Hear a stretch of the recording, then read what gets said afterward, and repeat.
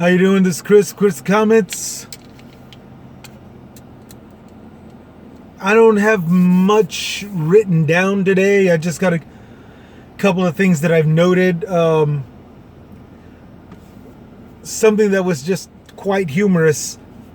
The Taliban coming out on Afghanistan news.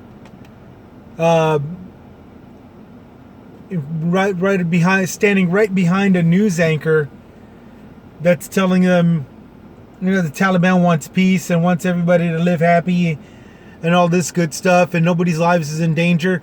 The news guy is saying this while the Taliban is standing behind him with guns to his head. And I thought that was the most goofiest piece of crap ever. And what more do you want? Is that physical evidence that the Taliban is just this bad organization that's, that's responsible for such a crap evacuation, because this was planned as far back as Donald Trump, but was never exercised until Biden. And, the moment everybody started moving was the moment that the Taliban started attacking. They haven't given us a chance to actually evacuate in a peaceful, calm, orderly manner. We could have been gone by now. It's August 31st, and the majority of everybody's gone, with the exception of 200 Americans and a couple of thousand U.S. supporters, Afghanistani U.S. supporters. But this evacuation could have been gone by this time. It could have been done had the Afghanistanians, had the Taliban had not persisted in attacking, and then the suicide bombs. Jeez Louise. Everything got put to a halt. And if that wasn't enough evidence that they're backstabbers and countering peace agreements that was made, peace deals that was made with Donald Trump all the way up till now, where technically no peace deals were made, just the promise that we would leave, and which was technically the Taliban. They said that's all they needed to hear. And then sure enough, here they come doing the backstab thing. They're two-faced, and they're attacking the U.S. while trying to leave, attacking Afghanistanians while trying to leave, imprisoning them while trying to leave, and now going up to putting a gun up to a news anchorman's head, telling him to tell everybody that's listening the Taliban is about peace and that they don't want any conflicts and everything, with guns to his head. So it's just idiotic. It's just what more evidence do you need to know that this is bullshit? And everybody, I stand by what I said earlier. Everybody that's spitting on Biden, that's spitting on the administration, that's spitting on the small group of people that are involved in getting this evacuation done, you're the real traitors. You're the real traitors. You are in support of the Taliban and any kind of terroristic threat, tactic, scare, whatever that is upheld. If you're not out there looking at this, looking at how much BS that the Taliban is committing, pretending to be friends one moment while murdering people at the same time, and you're saying, well, this is all Biden's fault. No, it's your fault. You're the traitor here. You're the traitor. You're the loser in doing that, because of the simple fact that they're not making it safe for us to evacuate. Plain and simple. You're the actual traitor to the U.S. 13 soldiers got killed, and here you are politicizing their deaths, politicizing the evacuation. You're the traitor. That's all there is to it. Now, the reason why I haven't been on the podcast in a while, I was last week, which was after about 2 weeks of not announcing anything on Anchor podcast. Lately, I got this email from JJ, somebody that identifies himself as JJ. He's showing me a bunch of documents and stuff that is supposedly proven to be electoral fraud. Now, I still haven't gone through all of those yet, but the ones that I can pretty much say are bogus are the ones, the 143, I think, 143 dead people that voted for Biden. Okay, if all those votes in a ballot box got discovered, they're non-void. They are voidable. They're null and void, is what I meant to say. So Biden could not have won the election by 143 votes of dead people that were discovered before the votes were officially registered. Which brings me to the sole reason why early voting is necessary. With enough time to validate each vote, it makes it all that more official as to who wins and who doesn't. So to see people say, well, no, we can't have it because anybody could throw ballot boxes into the mix filled with dead people's votes, filled with votes from dead people. Well, that's all the more reason to have early voting, so everything can be validated and made sure, verified that it was a living registered voter that made that vote. It makes no sense to remove ballot boxes. It makes no sense to close voting booths. It makes no sense to remove early day and early voting hours. It makes no sense. It doesn't make any sense whatsoever to remove them when every single one of those things can be validated. And here's another thing. Those votes of dead people were discovered through early voter days, which just stands to reason that it's more safer and more secured, more of a sure thing that an actual winner can be determined, especially while rooting out all the bad votes, all the votes that are not deemed verifiable or registered or even worth a damn.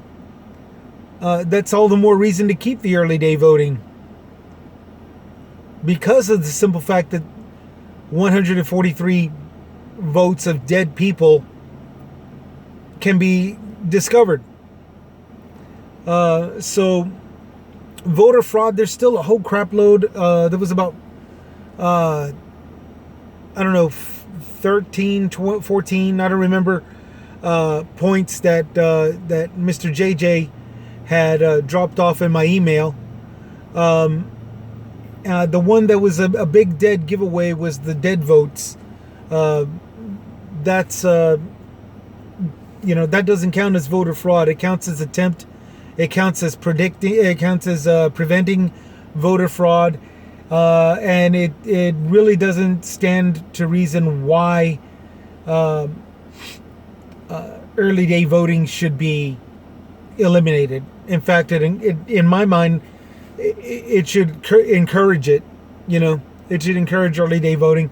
It should encourage early days, early hours, late night hours, all of those things in order to get those votes verified, because it would obviously complicate things if we only had that one day to vote, and it would it would just take forever to verify all those votes.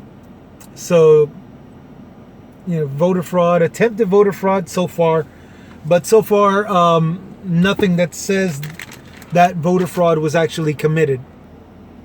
And the reason why I'm bringing that up, despite the fact that voter fraud has not been discovered or actually put into, it's been discovered, but it hasn't been put into effect. Okay, it has not been put into effect.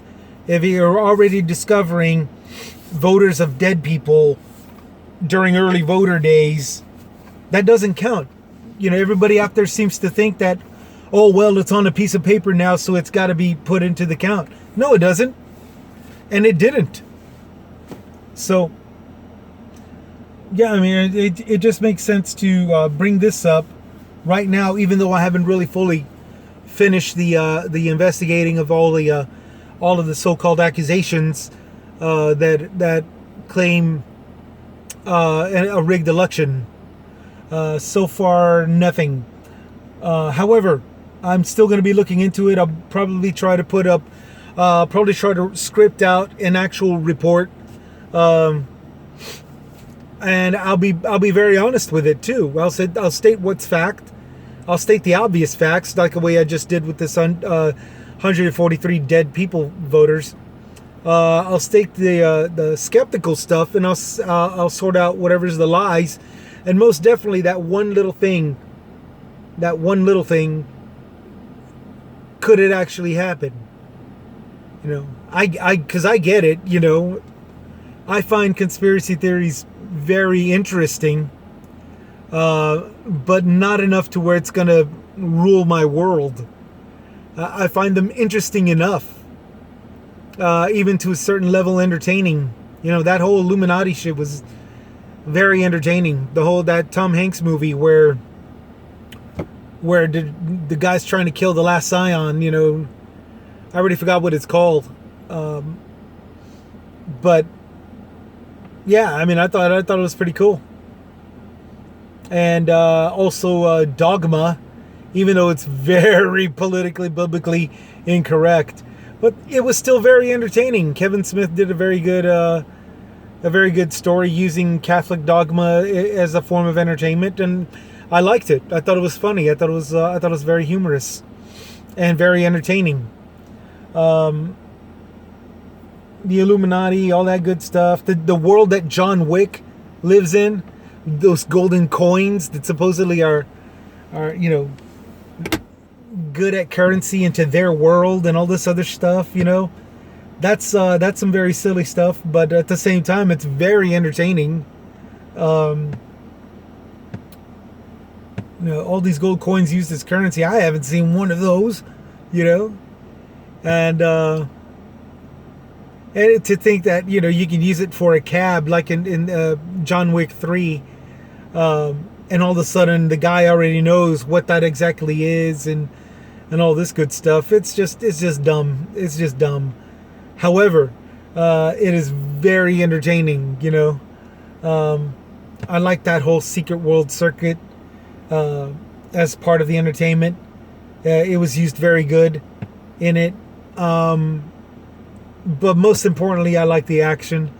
I like Keanu Reeves, the way his character is portrayed, the way he portrayed his character. It was really cool.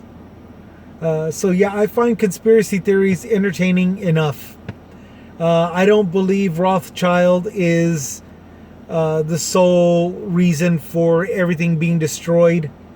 I don't believe the Freemasons is the sole reason for American corruption.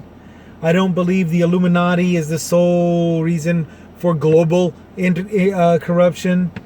I don't believe the Shriners are a racketeer, are a racket company. And I don't believe Bitcoin is the form of the new devil's mark. There's a lot of stuff that's out there, and again, it's very entertaining. As you can tell, I'm reading into the most wildest of accusations, but at the same time, none of that is paying my bill. Hating somebody with some kind of emblem is not paying my bills. Looking at something as the devil is not paying my bills. At best, it's just having me figuratively read the instructions, so to say. Take a step back and look at what you're getting involved with, invested in, and what you're participating in. That's all that it's really making me do. And it should be that way. It should be that way even for all of you. Always find it entertaining. Never think that that's the reason for all the doom and all the gloom and doom. The sun isn't shining on me right now. But if I turn the car like this, and you could see behind me, you could see it's because there's a bunch of trees giving me shade. So I'm not really in the darkness right now. And and that's what that's kind of a stupid analogy, but it's the way that I'm sarcastically explaining it. Yeah, is there stuff going on? I'm sure there is. I have one conspiracy that's going on right now concerning the migration and the border problem with my Texas governor. He's taken $2 billion to spend, and yet at the same time he's trying to make it legitimate through his donation collections, which technically only brought him about $7 million. $2 billion, $7 million. That's a huge difference between money collection and money processing. You can't claim just dollar donations. But he has every intention of fining and placing repair fees and repair charges on the Biden administration for fences being cut and stuff like that, as the migrants that didn't get caught at the border were going through ranches and farmland. And so what Governor Greg Abbott is doing, he's making all these charges and repair fees and all this good stuff. And he's supposedly suing the government and the Biden administration to make him pay for it. Which technically he doesn't really need to, because there's a $550 billion new spending category out of the infrastructure bill. Yeah, it just passed. And it's going to get started in the works real soon enough. So you're going to see my governor, taking money out of it and then telling the people, look what I'm doing. Biden is paying for it. Ha! And everybody that follows him is going to be foolishly believing that he's just this badass, that's paying restitutions for property damage and stuff. And then he's got some money going to the wall, which to this day is still an incomplete wall and is nothing but a big giant metal fence that, migrants have been climbing over, cutting through, digging underneath, if not just making the extra trek to run to the end of the wall and walk around it. But supposedly this $2 billion is going to complete it. And it's going to be big and ginormous and secure and all this good stuff all across Texas. And it only costs $2 billion. $2 billion is very easy for him to take out of $550 billion that's going to be spent on in the category of new spendings.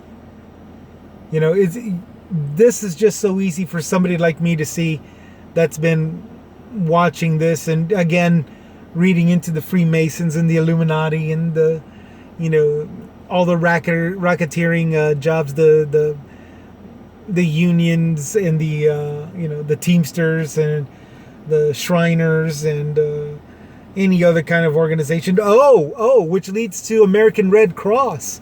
American Red Cross has been known for going from tens of millions of dollars to $100 million plus per year in charitable fundraisers and stuff like that. It turns out no more than a tenth of it, like $9 million out of it all, has been spent. No more than $9 million per year has been spent out of their days. And I really forgot. I really should have taken the time to write this down and stuff, but I didn't get a chance to yet. Maybe you all out there can check it out. But yeah, like the one of the prime examples was Haiti. The island that got struck down as far back as 2011, I think, has been, or 2010, and has been,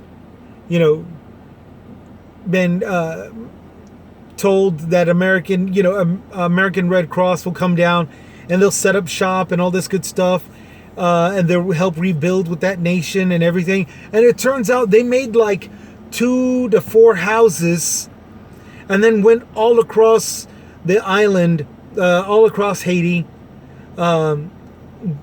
teaching other residents and homeowners, how to use the hammer and the drill gun and all this good stuff, and letting them do repairs to their own houses, which is nowhere near getting a brand new, secure, strong, structured house. It was just teaching them how to patch it up and giving them like a box of nails. It's retarded. It sounds stupid, but it might actually just be a little sarcastic. However, we're still talking about somebody that's saying, look at the great things that we're doing. We made, I think they said it was, about 2,000 houses for the homeless in Haiti after the destruction of that earthquake. And now, after that hurricane passed by, they're saying, oh, we're rebuilding them and all this good stuff. You want to trust us because we're helping them rebuild a nation.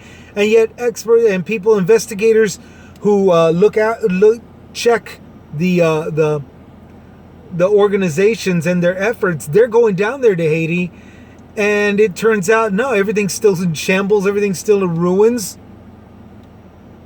And it's because they're not getting houses being rebuilt. They're not even getting their houses repaired.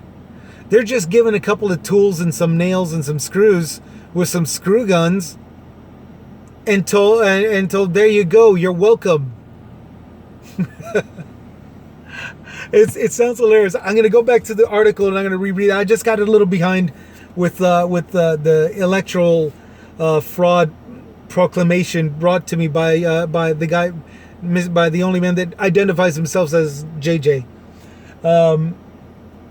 I got a little distracted in investigating all that, but and this is the most recent. The American Red Cross stuff is fresh news. It's fresh news, and not many people have started the investigation or reporting, or even journalistic reporting, or just plain internet instant news reporting. Nobody's really done any kind of real investigation yet, except for the people that are supposed to be overseeing and checking the thing. I don't know if the lady was one of the ladies that came out talking about a spokesperson. I think she was from the IRS, and as we all know, that's not a good thing to be lying to. So yeah, right now I've really got nothing script. I've been too busy reading and reading and researching so much that I can't even talk right now. But yeah, I mean, I've just been a little bit too preoccupied, and all of this stuff has been going on. The news guy with the Taliban guns to his head saying, Taliban want peace, all the way down to American Red Cross, we're building nations, and it turns out they're not. They're actually raised, I think this year, 120 something, I don't remember the exact amount, 120 million plus, and they've only spent 9 million. So right now there's no way to tell what it is. They've got privacy acts keeping them from disclosing their spendings to anybody. I say call Elizabeth Warren. That lady was real good with that stuff. She made Wall Street crumble. Not crumble, but shake in their boots. She made Wall Street, demonize her and how dare you ask us about how our money is being spent and all this other stuff. Elizabeth Warren, that lady facing them in court will be very entertaining to see. I hope that it happens to this company, the American Red Cross, because that is a shame. That is a shame. The American Red Cross was a top-notch organization for many years. To see it now is just nothing but a hustle and image-only rescue organization. That's just sad. That is just sad. But it's not it shouldn't be considered a surprise. You know, we had for the longest time a department store claiming to be the best family store, and it's still in existence, which is why I'm not going to mention it. But it turns out that was just a hustle. It put like 20 cash registers and only put 4 cashiers in there. That one, yeah. So, you know, we've got people in corporations and industries all putting up a front these days. And these days, almost all of them, turns out they suck. They're corrupt in some way or another. They're not paying minimum wage. They're hiring and firing. They're relying on the turnover rate. There's money into that. It's just that I don't have too much time. I'll try to... Okay, let me see if I can do this within a minute. It's easier for corporations to hire someone, or businesses, even small businesses, to hire someone and then release them before an allotted time that requires them to pitch in for their employees' health insurance, even stock options in some corporations. And they rely on it. They rely on it a lot. I learned that while working at a theme park that was owned by a company called Anheuser-Busch. Yeah, there was a reason why they only hired seasonal and only a small handful of permanent full-time employees, and those were upper management and stuff like that. But the rest of the workers were seasonal. There was a reason for it. It's because in the end, it was cheaper for them to do that instead of have actual employees that they have to take care of throughout their career. So, back to this subject. Yeah, I mean, it's just no surprise. American Red Cross is raising all this money, spending very little, and then riding on the image. Look, we're a big, great rescue operation and all this other garbage. Because it's cheaper, they get to pocket the rest of the cash and live this real happy life. So that's what we got right there. Again, I'm so sorry I did not write any of this down and leave a script, because this video is probably full of and yeah, and yeah, and yeah, and you know. I do apologize for that. I'll try to get back on track, no matter what I talk about. Okay, it's just me. I'm doing these things on my lunch break once again, but I'm throwing out the voice out there, my voice, because I know for a fact I'm not alone, no more than you are. There's a lot of rhetoric and propaganda being preached to us, and then there's just people like you and me who take a step back, see this crap, and sometimes we just gotta laugh it off. So that's it for right now. Y'all take it easy. This is Chris from Chris's Comments. Stay safe out there. Don't listen to anybody's crap, and speak your mind. Got anything to say? A-Town, My Town, it's all one word, at gmail.com. This is Chris. Chris's Comments, out.